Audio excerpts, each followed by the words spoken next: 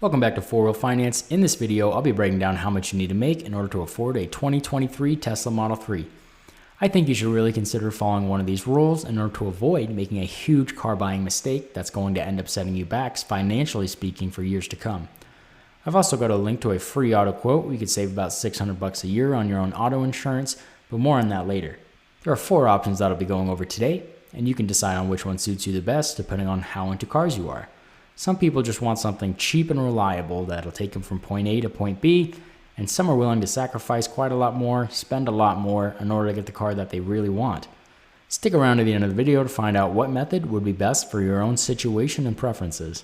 This is 4-Wheel Finance, a channel dedicated to helping you making smart financial car buying decisions. Before I dive into the first rule, these videos take quite a lot of time and effort to make, so please give it a like, subscribe, and comment down below what other vehicles that you would like me to review or your opinion on this. The first rule I'll be going over is the 24/10 rule, and this states that you should put at least 20% down, you shouldn't finance it for more than 4 years or 48 months, and the payment shouldn't be more than 10% of your monthly gross income. Since the 2023 Tesla Model 3 has an MSRP of about $45,000, you'd need to put down about $9,000. And with the average new vehicle interest rate of 3.86% on a 48-month term, this would bring your monthly payment to $810.59. Take note that you're also going to be paying about $3,000 in interest here. Bank rate states that the average monthly insurance cost is $148 a month, but this varies a ton from person to person. Your age, your gender, your driving history, driving habits, and the kind of car that you're insuring. So give a look at that Smart Financial link to see how much it would cost for you to insure something like this, or if you're interested in getting a better deal for your own current car's insurance. This brings your monthly total to about $958.59. Going back to that 24/10 rule, given your monthly cost is $958.59, you'd need a monthly gross income of about $9,600, which would add up to about $115K a year to comfortably afford something like this. I really encourage you to take a look at the opportunity cost here. If you were to buy a cheaper $10,000 car or maybe even a $5,000 car in cash and put what would be your car payment of $810.59 in the market instead, over the course of 5 years with a pretty conservative 6% rate of return, this would turn into about $56,600, gaining about $8,000 in interest, which isn't too bad. Take a look at those Acorns and M1 Finance links I've got down there in the description below. It's super easy to get started investing, and I highly encourage you to get started as early as you can. Even if it's just a small amount of money, it can turn into something pretty special over a long period of time. And again, this is just for the first 5 years. If you were to continue this on for 10 years, it would amount to $132,340 and over $35K in interest. Again, just at that 6% rate of return. And for reference, the stock market averages about 10% return per year, so this is pretty dang conservative. The next rule I'll be going over is my own. I've came up with this myself, and for my rule, I think you should have at least a 6-month emergency fund, invest 15% of your monthly gross income into your 401k, and max out both your Roth IRA and ideally your HSA as well, but you have to have a high deductible health savings account for that HSA, so I will leave that one as optional. And yes, I know that this seems like quite a lot of saving and investing, and honestly, it is compared to normal people, but I don't give you a monthly percentage rule that you have to stick to in terms of spending.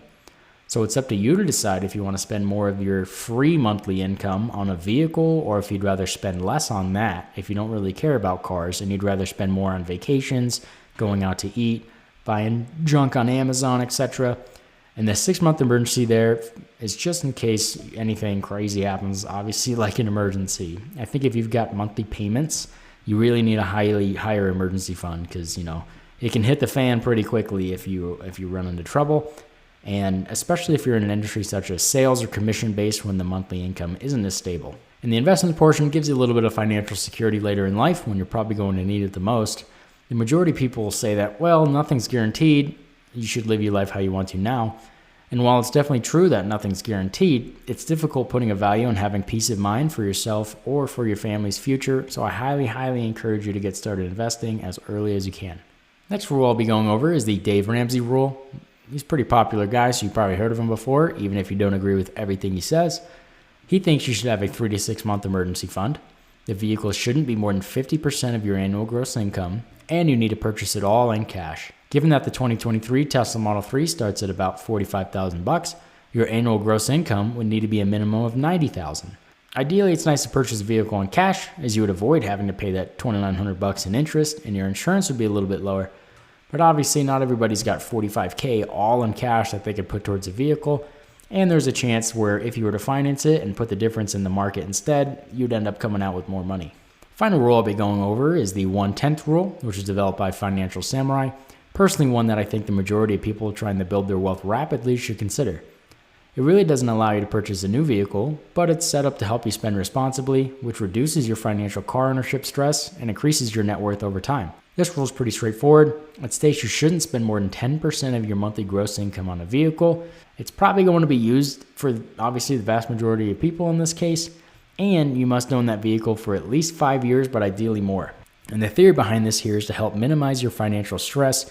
It's supposed to free up a little bit of money to invest in assets or opportunities that may come your way, things that are going to go up in value. So it's really important to have this money on the sidelines until you see opportunities like that.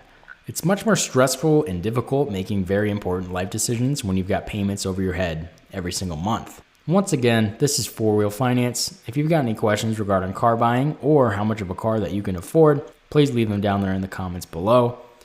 And don't forget to give a look at that Smart Financial link if you're interested in saving a little bit of money on your own car insurance.